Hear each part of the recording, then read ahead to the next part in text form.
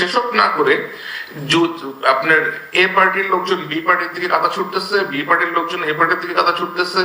নতুন আপনার যাদের রাজনৈতিক প্রজ্ঞা আসলে খুবই নতুন, তারাও এসে আপনার 40-50 বছর বয়সের 40-50 বছর ধরে অভিজ্ঞরা পলিটিশিয়ানদেরকে আপনার একেবারে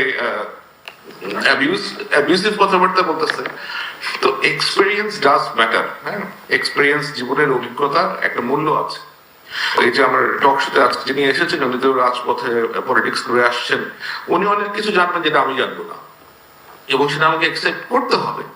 একটা মানুষ তো আপনি সর্বজান্ত হতে পারবেন, অথবা আপনি ধরেন 25-26 বছর বয়স হয়ে আপনি 70-80 বছর বয়স অথবা 50-60 বছর বয়সের একটা লোকের মতো জ্ঞান রাখতে পারবেন না।